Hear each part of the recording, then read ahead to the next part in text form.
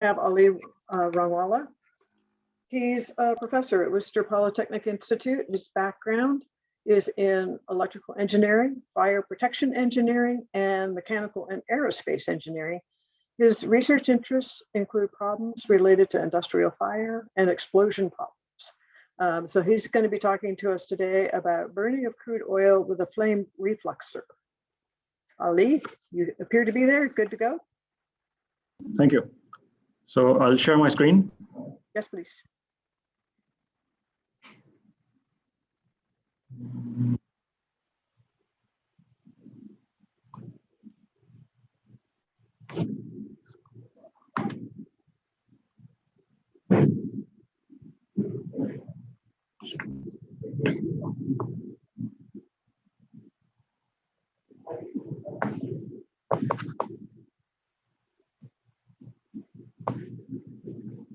There you go.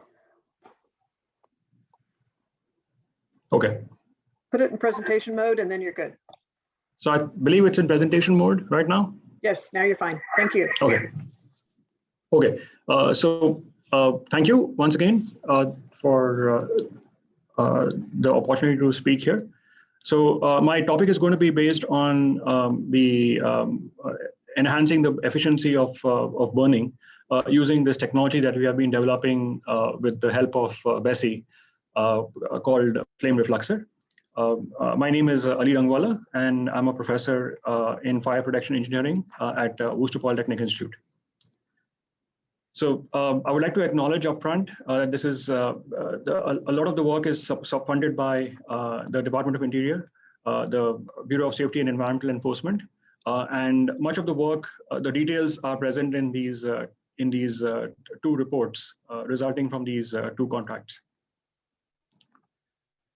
So I'll start my talk by just giving you a sense of the burning of a simple pool fire. So when you're burning a pool fire in a diffusion mode, as shown on the right-hand side here, the burning rate is extremely slow. To give you an estimate, the fuel surface regresses at about 3 millimeters per minute, or 0.05 in 10 to the power of -3 meters per second. So to give you a sense of scale, if I have 1 cubic feet of some kind of a hydrocarbon fuel and I make it into a cube and I burn it, it will take me around 52 minutes to burn that 1 cubic feet. So on the other hand, if I compare it with deflagration, or for example, your Bunsen burner flame, so you turn on your stove and you have your propane burner or natural gas burner. In that mode, when you're burning, your speeds of fuel consumption are of the order of 1 meter per second. So again, that same cube example, if I have 1 cubic feet of now that fuel and I'm now burning it as a deflagration or in a premix flame mode, I'll be able to consume that in a very short time, 30 milliseconds. So what does this mean from a perspective of waste cleanup? So when we are burning oil spills using ISB or in-situ burning, what we are doing is we're basically burning what I showed you earlier in that pool fire. We are essentially having this large oil spill floating on water, and we are igniting it and it's burning as a diffusion flame. So the result is, because it is burning very slowly. The burning is so slow that it is not based on the speed of the boat, but more based on the burning rate of the fuel itself. It's very smoky, and it's polluting. So the question is that we have been trying to ask here is, can we obviously we cannot burn in a premix flame mode in practice. So can we do something better? Can we improve on this burning rate, where you now have this cube, which is this 1 cubic feet cube, instead of making it burn for 50 minutes, can we reduce that time? Can we make it like, say, 5 minutes? So that is the question that we are trying to answer. So I will start by just giving you a simple example of the simplest pool fire out there, which is a candle. And the reason I choose this is because it's paraffin. It's extremely difficult to. It's a very slow burning fuel. To give you a sense of perspective, its boiling point is 400 degrees C, the boiling point of wax, and you compare it with paper, which is 300, compared with coffee grounds 200, and kerosene lies between 200 to 300. So essentially, it's a very hard to burn fuel, paraffin. And the question is, how long does it take for the steelhead candle to burn? So this candle took around 4 hours, 30 minutes to burn completely. And then the question is, can we make this burn faster? So to make it burn faster, the easiest way to do it is you just add more wicks. So here, if you have 1 wick, it takes 4 hours, 30 minutes. If you add 2 wicks, that same candle will burn in 2 hours. If you add 3 wicks, it will be 1 hour, 20 minutes, 4 wicks, 1 hour. Ultimately, you will have this point where it's of diminishing return, where the more wicks you add, then it just kind of just asymptotes, as shown in this graph. So this graph basically is showing the number of wicks on the y-axis and the time it takes to burn that candle on the x-axis. So the question now is that, yes, you can burn this candle faster by adding more wicks. So that's one way. But the question is, can you still make it burn even more faster? So can you go into this shaded area that I have shown in the figure here? So to do that, that's where the flame refluxer comes in. So you have in the simplest way, what I did here is I added 4 copper sticks here. The diameter of these copper wires are around 1 millimeter. They are around 2 times the height of the wick, the candle. And I burned this. So now when you ignite this in 20 minutes, this is what you get. So essentially, there is no more wicks. It's a pool fire essentially, and all the wicks have gone, and you can see the flame burning. In 30 minutes, this is what you get. So you can see that the flame height is 10 times higher. I mean, this is essentially that same candle. It was burning very gently, is now burning at an extremely fast rate. And it's just a function of the coupling that has been induced by those 4 copper thin wires, 1 millimeter thin. So it's extremely fascinating. And now when it burns in this mode, in about 7 minutes, that entire candle is gone. So suddenly now you're in this zone here where which was not achievable in the start, and you now have this, we can consume this candle at a much faster rate compared to what we could have achieved by just adding more and more wicks. So that brings me to the basic idea of the flame refluxer, where when you have any kind of hazardous waste and it's burning as a diffusion flame in a pool or a pool fire, you have this flame, and 95% of the heat that is created by that flame is basically just lost in the buoyant plume. It's lost to the environment. And a very small fraction, only 5%, is basically coming back to the fuel and helping it burn or helping it vaporize. So what we do is we add a copper rod in this system. The copper rod heats up in the flame zone, and in the liquid, it distributes that collected heat from the flame and dissipates it into the oil or the hazardous waste, and creates a much more efficient burning rate. So we have been able to achieve anywhere from 5 to 10 times enhancement of over baseline burning rates in both in a lab environment as well as in several field environments using this technology. If you add more copper rods, you have more enhancement. If you add less, you have less enhancement. So there's also a correlation associated with the number of copper rods you can add, the shapes of the collector, the shapes of the heater, and so on. So we have applied this in several areas. The first is this project that we had in 2015, where we built this burner, which was just a 1 meter diameter pool fire, in which we had immersed these copper rods, and we were able to burn even emulsions up to 60% water content, which were not ignitable otherwise, using this simple technique. It has no moving parts and just a static technology. We then also applied it in Mobile, Alabama, shown here, where we converted the heater into a copper blanket, and we basically were able to burn these oil slicks that were of the order of 1 centimeter thick at around 6 times the burning rate. And currently, what we are pursuing is we are currently pursuing what is going to be the impact of waves on this technology. So in the first experiments we did at WPI, we just had a system which was not surrounded by water, so it was not an oil slick. In the second phase of experiments in 2017, which we did in Mobile, Alabama, we basically had thin oil slicks floating on water. So we did have that massive heat drain caused by the water, but there were no waves. And now we are moving into a system where we have the oil slick and we also have the waves, and we are trying to see what impact the waves do. So this is still ongoing work,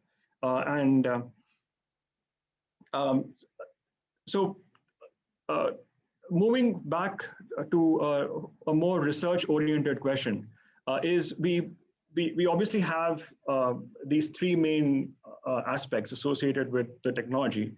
We have some unanswered research questions. We have some questions related to the deployment of the system if we actually want to use this in ISB. And then the long-term application. So can we even extend it beyond oil spills, for example? So for example, burning oil that is soaked in sand.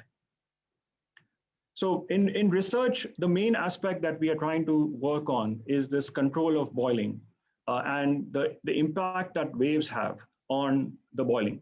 And the reason boiling is important is because in the heater, so I'll just go back a few slides here. In the heater, the reason why we have such massive enhancement is because of the presence of nucleate boiling. So you basically have bubbles that are generated on the heater surface, which are bubbles of oil. And these bubbles essentially are the reason why the burning rate enhances so much. So when you are able to create these bubbles of oil, you are going into a nucleate boiling mode. And when you go into that two-phase flow mode, nucleate boiling, your heat transfer coefficients are multiplied by a factor of 10. Your mass transfer correspondingly is also multiplied by a factor of 10.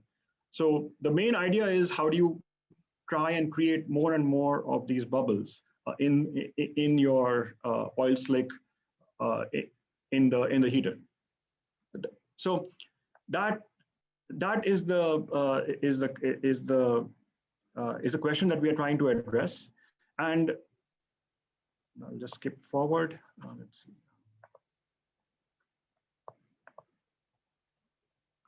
So, and especially what happens when you add waves. So the next two slides, I'll just go into the current ongoing research and just give you a brief overview of what we are trying to do here. And then I'll end the presentation. So the deployment is obviously all these aspects here. And then the long-term application, as I said, is one is waste to energy. The other one would be burning oil in a soaked environment, like oil-soaked sand or something. So the ongoing research questions are how do waves impact the burning behavior, and how do waves impact the flame refluxer? So they are two separate things, because we also fundamentally don't understand what waves do to the burning of an oil slick. So without anything in it, just how is ISB affected with waves? So this is essentially a recent paper that we didn't present yet. It's going to AMOP. It's essentially this oil slick that is floating on water, as you can see here and here. And in both those situations, we are burning the oil with a wave or some kind of turbulence that's imposed on the bottom of the oil slick. The oil slick is around 1 centimeter thick. And in the first case, you are having a gentle turbulence of around 0.1 meter per second. In the second case, we are doubling the turbulence, as you can see. So the oil slick at the bottom, as you can see, is a little bit more turbulent. And what you can see on the right-hand side is a figure that's showing the mass loss rate on the y-axis and the turbulence caused by the bottom of the oil slick. And you can see as we increase the turbulence, or as the wave increases, the mass loss rate essentially decreases. So you have at around you have around 35%, 34.2% reduction when you are going into a highly turbulent situation, as shown on the left. with the 0.02 meter per second wave profile. So this is what happens with just a baseline burning. Now let us see what happens to the bubbling behavior when you have the same condition. So in this situation, what we have done is we have replaced the crude oil with dodecane, just so that you can see what is happening. And what I'm showing on the two sides is again two wave profiles. One which is just still, which is 0 meter per second, and the second on the right hand side is a wave that has been added at the bottom of the dodecane layer at 0.04 meter per second. And what you're seeing here is a wire, just a very thin wire that is being heated. So it's the same idea as you have those, as I showed you earlier, you had those copper immersed in the paraffin and then it was heating. Here the wire is even thinner, again for the purposes of visualization. And the wire is being heated electrically. So we are basically decoupling the problem from the flame for now. And what you can see here is with no waves, you can see the bubbling that's occurring on that wire, and you can see the bubbles trying to escape and you can see this enhancement as well that you can see up here. The same applies here as well. You can when you add the wave, now you can see it's much more turbulent. And then something really happens to the bubbles, where essentially that bubble generation rate and the bubble departure rate essentially increases with the wave. And what that does is it actually enhances the heat transfer. And you can see that in the slow motion that I'm showing at the bottom. So this is just a single bubble that's 35, that video on top has been slowed down by 35 times. And you can see how that bubble is moving. And what you want to pay attention to is a thermal plume that is generating behind the bubble. So you can see on the left-hand side, when you don't have any waves, you just have this very gentle thermal plume that is created. But as soon as you induce these waves or you induce this turbulence in the layer, that thermal plume is much more aggressive in a way. And you can quantify this by measuring the heat flux, which is what we have done here. So the y-axis is showing the heat flux in kilowatts per meter square, and the x-axis is showing the temperature of the wire about the saturation temperature of dodecane, or the boiling point of dodecane. And you can see that as the intensity is increasing, so here the intensity is 0 meters per second, so it's basically still, you have the blue curve. But as you increase that turbulence, you take it up to 0.04 meters per second, for example, you reach this orange curve here. And what that tells you is that your heat flux in kilowatts per meter square actually is increasing as you increase the turbulence. So from a flame refluxer point of view, if you are able to establish bubbles on the flame refluxer in a wavy condition effectively, then with the waves, what these experiments are showing is that we will have a better enhancement because the heat dissipation and the heat transfer will basically be enhanced because of this reason. So that's where we are as of now. I just want to conclude here that we basically have shown as of now that the flame refluxers can achieve up to 6 times increase in the burning rate. We have shown that to work in these experiments at Mobile, Alabama. And currently what we are trying to study both fundamentally and also in an applied way is the impact of this burning behavior with flame refluxers, without flame refluxers, and the impact of waves. So with that, I would like to thank all the students, all the researchers that have been involved in this project. There have been many. And I would also like to thank Bessie for funding this work. And thank you.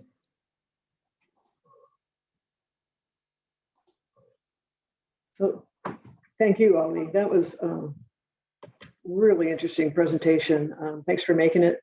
I think you may have also gotten us back on time, so that's extra kudos to you. Lindsay, do we have any questions for Ali? Open it, Ali, that was an awesome talk. Seeing the turbulence was amazing and its effect on the burn rate and the heat flux. And for those of you who were quick-eyed, you could see the bottom of the slick in the emulsion that we showed was moving up and down quite a bit throughout the whole burn versus the fresh oil, and we see that directly with the acoustics. It would be awesome to come back to your lab and measure that directly, or to have you come to our lab and get those two measurements together. So I'm just exclaiming and saying, hey, if you want to come out or figure out how to work together, I'd love it. Yeah, sure, Paul. Yeah, in fact, I think the onset of the bubbling has a direct correlation with the acoustics in the oil layer. So it would be very useful to kind of couple that to determine, basically the operating conditions. Fantastic. Okay, thanks both of you.